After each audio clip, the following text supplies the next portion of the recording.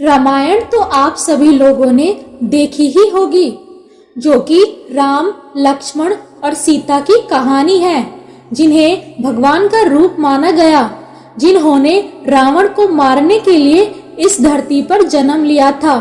लेकिन रामायण की कई ऐसी रहस्यमयी बातें हैं जिनसे दुनिया अभी भी अनजान है। तो आज मैं आपको उन्हीं रहस्यों के बारे में बताऊंगी जो आपको पता नहीं है।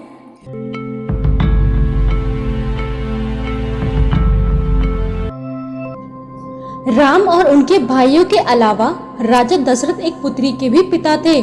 जी हाँ, राम की एक बहन भी थी जिनका नाम शांता था। वह आयु में चारों भाइयों से काफी बड़ी थी। उनकी माता कौशल्या थी और राजा दशरथ ने अपनी बेटी शांता को अंग देश के राजा रोमपद और उनकी पत्नी वर्षिणी को गोद दे दिया था। क्योंकि उनकी कोई भी संतान नहीं थी, उन्होंने ही उसका पालन पोषण किया और माता पिता के सभी कर्तव्य निभाए।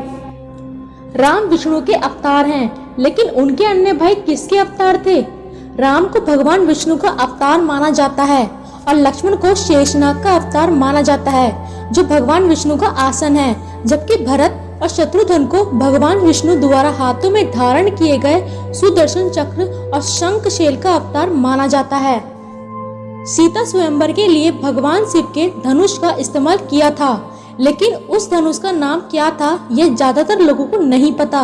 भगवान शिव के उस धनुष का नाम पिनाक था। लक्ष्मण को गुदाकेश के नाम से भी जाना जाता है। ऐसा माना जाता है कि वनवास के 14 वर्षों के दौरान अपने भाई और भाभी की रक्षा के उद्देश्य से लक्ष्मण कभी सोते नहीं थे। इसके कारण उन्हें गुदाकेश के नाम से भी जाना जाता है। वनवास की पहली रात राम और सीता सो रहे थे तो निद्रा देवी लक्ष्मण के सामने प्रकट हुई। उस समय लक्ष्मण ने निद्रा देवी से वरदान मांगा कि उन्हें वनवास के 14 वर्षों के दौरान नींद न आए और वह अपने प्रिय भाभी और भाई की रक्षा कर सकें। उस जंगल का नाम जहाँ राम, लक्ष्मण और सीता वनवास के दौरान रुके थे। कुछ ही लोगों को उस वन के नाम की जानकारी होगी। उस वन का नाम दंडकाव्य था, जिसमें राम, लक्ष्मण और सीता ने अपना वनवास बिताया था। आखिर क्यों राम ने लक्ष्मण को मृत्युदंड दिया? यह घटना उस वक्त की है जब श्री राम लंका विजय के बाद अयोध्या लौट आए थे और अयोध्या के राजा बन गए थे। एक दिन यम देवता कोई महत्वपूर्ण चर्चा करने के लिए राम के पास आते हैं। उन्होंने राम से कहा कि आप मुझे वचन दें, जब तक मेरे और आपके बीच बात होगी हमारे बीच कोई नहीं आएगा और जो आएगा उसे आप मृत्युदंड देंगे। इसके बाद राम ने लक्ष्मण से कहा कि किसी को भी अंदर न आने दे, वरना वह उसे मृत्युदंड दे देंगे। लक्ष्मण ने भाई की आज्ञा मानकर द्वारपाल बनकर खड़े हो गए। लक्ष्मण को थोड़ी ही देर हुई थी कि वहां ऋषि दुर्वासा आ जाते हैं और राम से मिलने के लिए कहते हैं। लक्ष्मण ने बड़े आदर से उन्हें मना कर दिया था और इस बात पर क्रोधित होकर ऋषि ने श्राप देने की बात कही। लक्ष्मण ने यह सुनकर सोच लिया कि उन्हें अपना बलिदान देना ही होगा, नगरवासियों को ऋषि के श्राप से बचाने के लिए। नासा के अनुसार रामायण की कहानी और आदम का पुल एक दूसरे से जुड़े हुए हैं।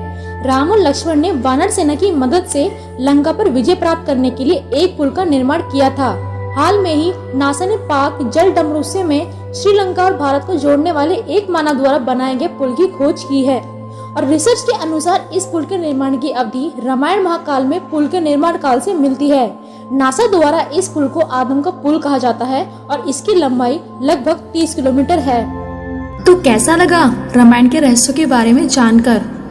और अगर आपने अभी तक अपने चैनल निशा सीक्रेट वर्ल्ड को सब्सक्राइब नहीं किया है तो जल्दी से दबा दीजिए और बेल आइकन को भी दबा देना, ताकि फ्यूचर में आने वाली मेरी वीडियो की नोटिफिकेशन आपके पास आ सके।